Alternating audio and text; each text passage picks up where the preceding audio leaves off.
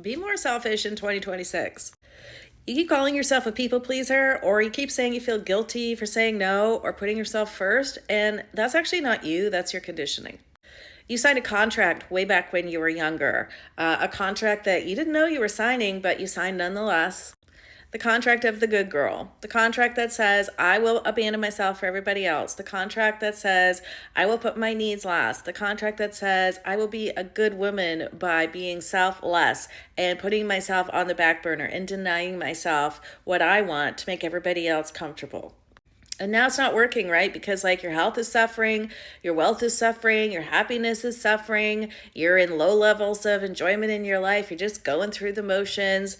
You don't know if anybody's home in there. You haven't connected to your soul in decades. So we have to understand that this is the conditioning. It's not who you are. And it's time to burn this old contract that, quite frankly, was given to you by the patriarchy. And start to be selfish, because every woman that you look around at that you admire or that you're jealous of or you like some aspect of who they are or the life they've created, every one of them has had to get selfish. Because that is how we actually have a fulfilling life, is you say, I'm worthy, I matter, and I am going to take care of myself. I'm going to prioritize myself. I am going to give to myself what I need first, so then I can give to others from overflow instead of exhaustion, resentment, burnout. Season 5 of the Selfish Woman podcast is here. I just dropped the first episode of season 5, and I'm doing a little refresher course on what it actually means to be selfish. Because look, it is a confronting word and it can be triggering, and that is the whole point. We need to be confronted with our conditioning. We need to be confronted with the rules that we have unknowingly been obedient to our whole life. The rules that keep you in a cage of obligation, expectation, and guilt. So I'm talking about all of that in today's episode. And I want you to go and listen, because I am going deep into what is the new era of selfish? Because it's season 5. It's time for us to elevate, to go to the next level. If you've been in my community for a while, you're doing your work, you're healing, you are working on your trauma, you're changing your mindset, right? But now it's time for more. It's time for a new level. And I'm really excited about what this year is going to bring in the podcast. Because I'm going to be sharing methodologies that nobody else is talking about, that I have been using on myself, because I always see my life as an experiment.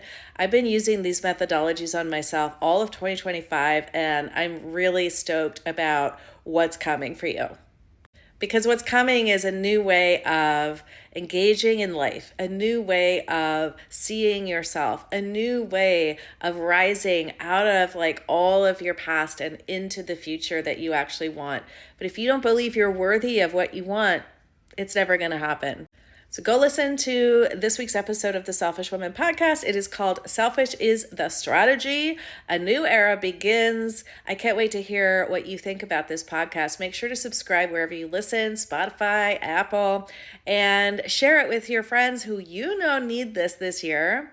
And make sure also to head over to my YouTube channel and subscribe, because I am doing the Selfish Year series, which is a deep dive into my book, The Selfish Year, and I am doing weekly videos all year long on YouTube that is going to go even deeper into everything you need to know in order to make this the year that you matter, that you put your needs first, that you show up in your life in the way that's going to actually transform you into the woman you need to be to have everything you want. I am here for it. I am here for you. Let's go.